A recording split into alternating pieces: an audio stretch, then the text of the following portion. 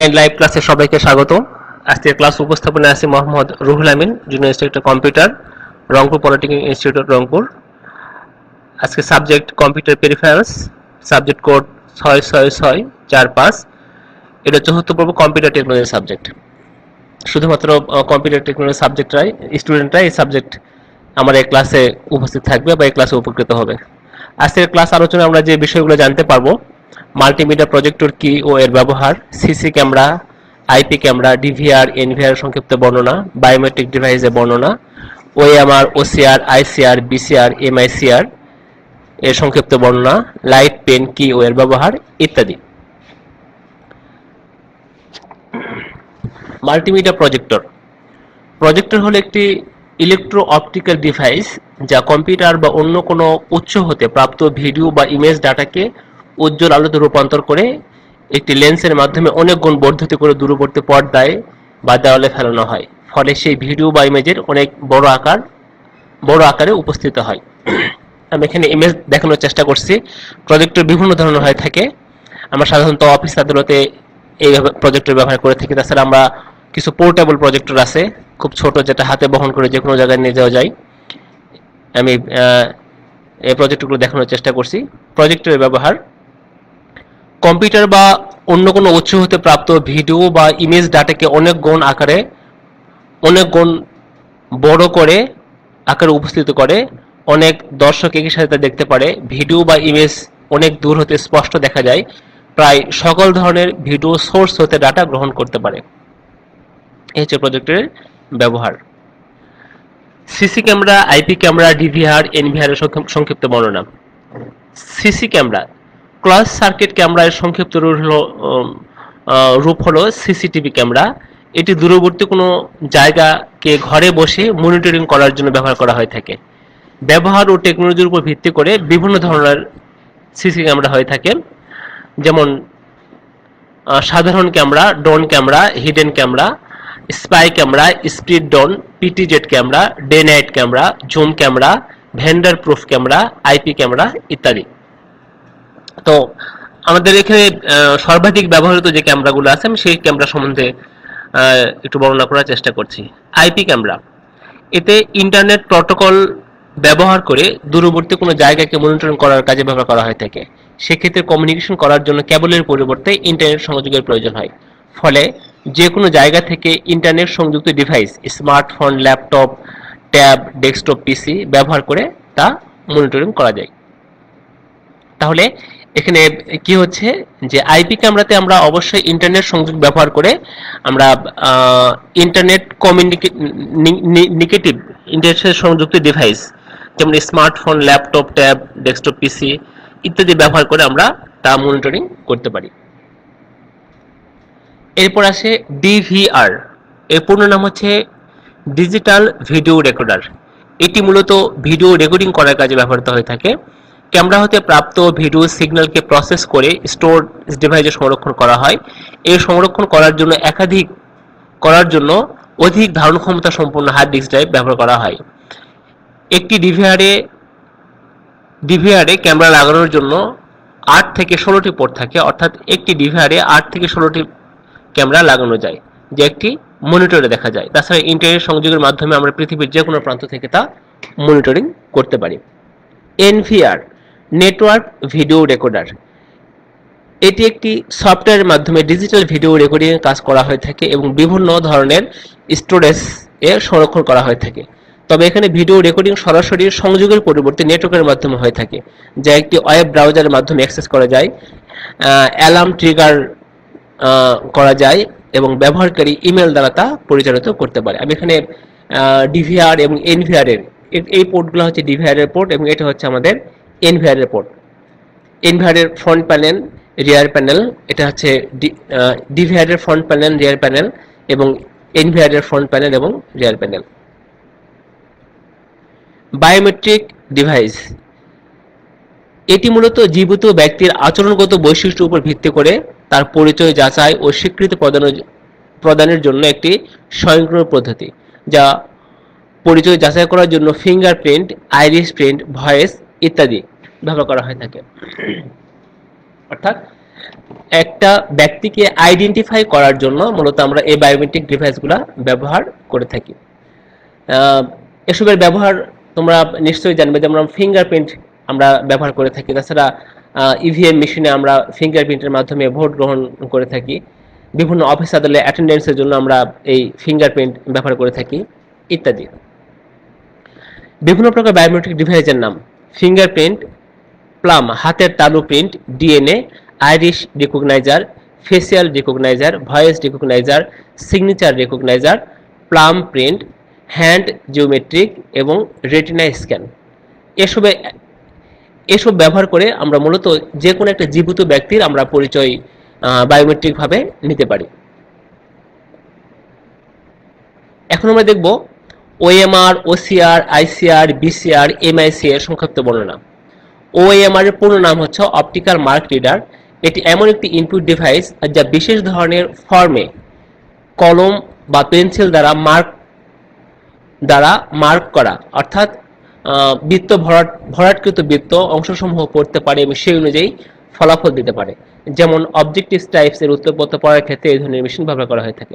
অর্থাৎ যে অংশটা আমরা কলম বা পেন্সিল দ্বারা মার্ক করব, কেবলমাত্র সেই অংশে যে যে রেজাল্ট বা সেই অংশে যে লেখাটুকু, কেবল সেই অংশটুকুই এই মেশিন দ্বারা পড়া হয়ে থাকে। আর পড়ার পরে এটা ভুল বা সঠিকের মাধ্যমে পরবর্তী সফটওয়্যারের মাধ্যমে এটা নির্ণয় করা হয়, এটা ভুল অথবা সঠিক। অর্থাৎ যে বৃত্তটা আমরা মার্ক করছি বা ভরাট করছি, কেবল সেই অংশটুকুই এই মেশিন দ্বারা রিড করা হয়ে থাকে। এর জন্য অবশ্যই যে ফর্মটা আমরা রিড করব, সেই ফর্মের ডিজাইনটা আমার মেশিনের মধ্যে আগে ডিজাইন করে দিতে হয় এবং সেই ফর্মে কি তথ্য থাকবে সেই তথ্যটাও আমাদের আগে থেকেই মেশিনে ইনপুট দিতে হয়। এখন এই মেশিনের সুবিধা কি আমরা দেখি একটু। বিপুল পরিমাণ ইনফরমেশন নিয়ে কাজ করা যায়, নির্ভুলভাবে ফলাফল পাওয়া যায়, খুব দ্রুত গতিতে কাজ করা যায়, অবজেক্টিভ টাইপ উত্তরপত্র, জনসংখ্যা জরিপ ইত্যাদি কাজে ব্যবহার করা হয়। অসুবিধা হচ্ছে ময়লা বা ভাঁজ পড়া কাগজ পড়তে পারে না, ব্যবহারকারী অনেক সময় সঠিকভাবে বৃত্ত ভরাট করতে পারে না পারার কারণে দেখা যাচ্ছে যে তথ্যটা ভুল তথ্য চলে আসে।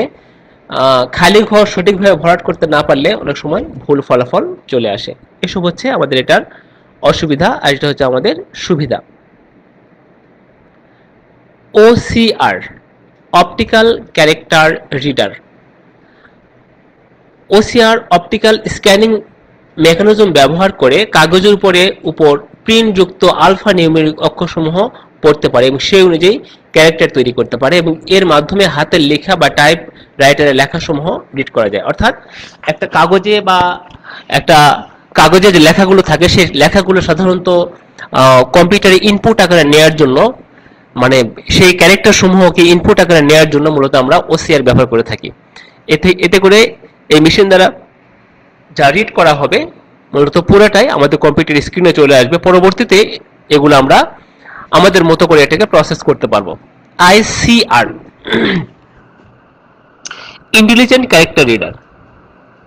ওসিআরটা ব্যবহার করছে সাধারণ ক্যারেক্টারের ক্ষেত্রে, আর ইন্টেলিজেন্ট ক্যারেক্টার রিডার রিকগনাইজার এটি ওসিআর হচ্ছে অধিক ক্ষমতা সম্পন্ন।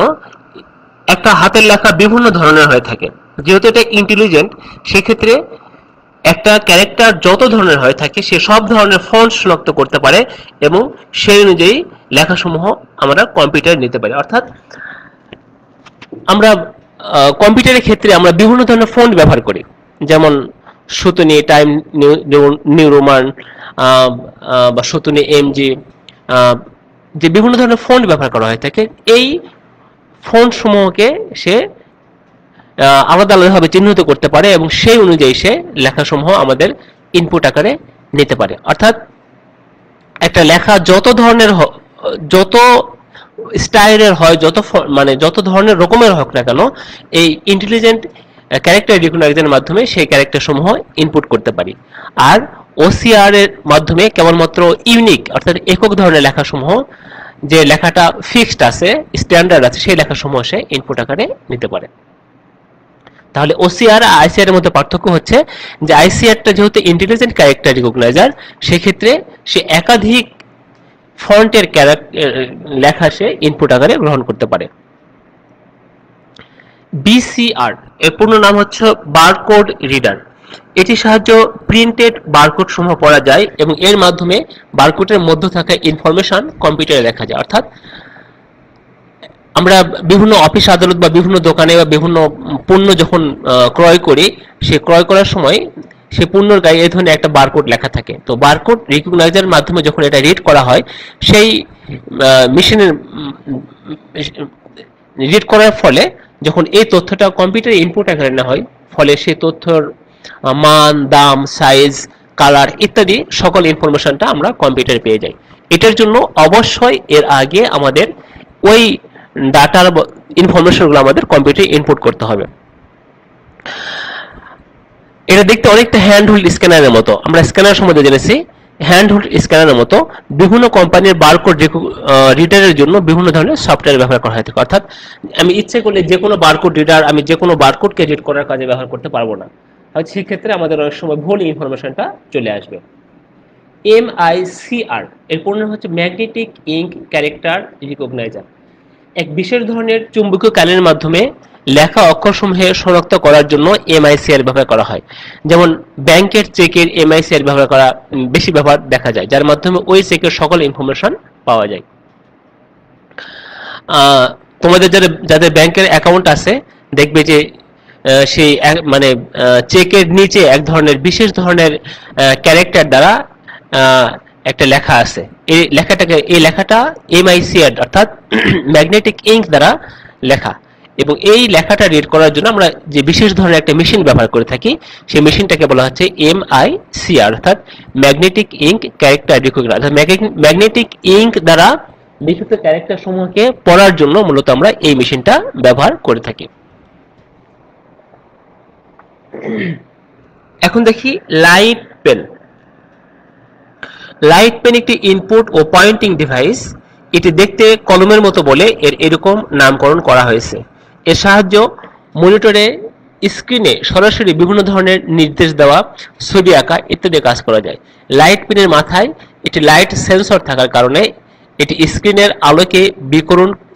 আলোর বিকিরণকে সেন্স করতে পারে এবং পরবর্তীতে সেন্সর থেকে প্রাপ্ত সিগন্যাল অ্যাম্প্লিফাই করে ইন্টারফেস লজিকের মাধ্যমে ডিসপ্লে প্রসেসরের নিকট পাঠানো হয়, যা আমরা স্ক্রিনে দেখতে পাই। আমি এখানে একটা স্ক্রিন দেখানোর চেষ্টা করছি যেখানে লাইট পেন দ্বারা বিভিন্ন ধরনের ছবি আঁকানো হয়েছে।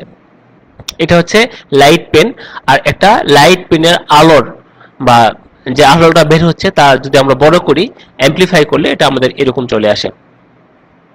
লাইট পেনের ব্যবহারটা, লাইট পেন CRT ডিসপ্লেতে স্ক্যানারের নাই ডাটা ইনপুট করার জন্য ব্যবহার করা হয়। এটি রিফ্রেশ টাইপ CRT এর গ্রাফিক্স অবজেক্টকে চিহ্নিত করার কাজে ব্যবহৃত হয়। ডিসপ্লে এরিয়াতে কোনো নির্দিষ্ট অংশ চিহ্নিত করার কাজে ব্যবহৃত হয় এবং কম্পিউটার এইডেড ডিজাইনের কাজে এটা ব্যবহৃত হয়। ক্যাডের কাজে এটা আমরা ব্যবহার করি। এই হচ্ছে মূলত আমাদের লাইট পেনের ব্যবহার। এখন আমরা দেখি এই বিভিন্ন ধরনের মেশিনের বৈশিষ্ট্যসমূহ। MICR এর বৈশিষ্ট্য। MICR এর অক্ষরসমূহ অবশ্যই চুম্বকীয় কালির মাধ্যমে প্রিন্ট করা হয়। দুটি পৃথক ধরনের ফন্ট E13B এবং CMC7 ব্যবহার করা হয়। এটি ব্যাংকিং সিস্টেমে বেশি ব্যবহৃত হয়। প্রতি মিনিটে 2600 চেক রিড করতে পারে। সময়ের অপচয় কম হয়। পদ্ধতিটি অনেক নিরাপদ ও বিশ্বস্ত। ভাঁজ করা ও দাগ লাগা চেক পড়তে পারে।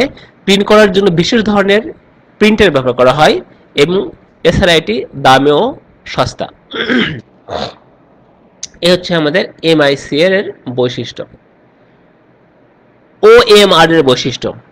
OMR এর সাহায্যে নতুন ডকুমেন্টের পূর্ব চিহ্নিত স্থানসমূহ অনুধাবন করতে পারে। পেন্সিল বা কলম দ্বারা মার্ক করা স্থানসমূহ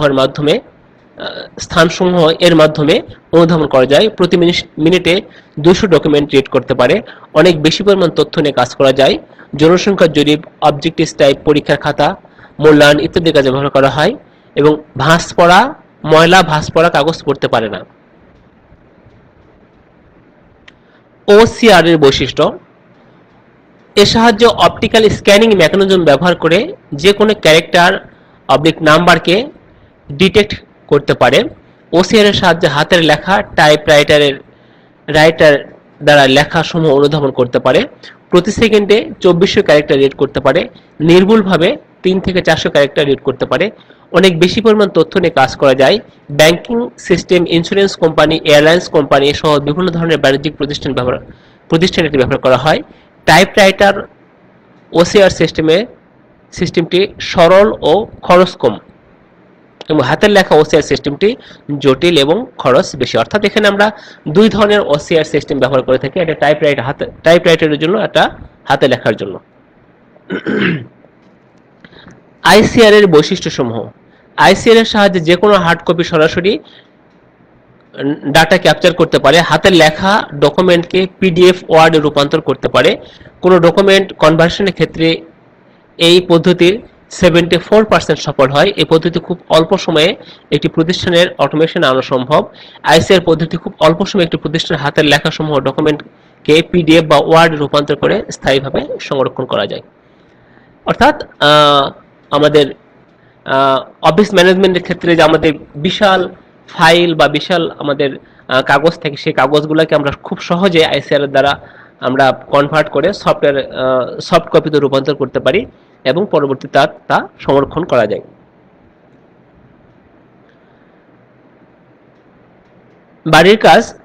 বাড়ির কাজের মধ্যে আমি যে আলোচনা করলাম, জাস্ট এই বিষয়গুলো তোমরা একটু বাসায় গিয়ে সেশন খাতা উঠাবা।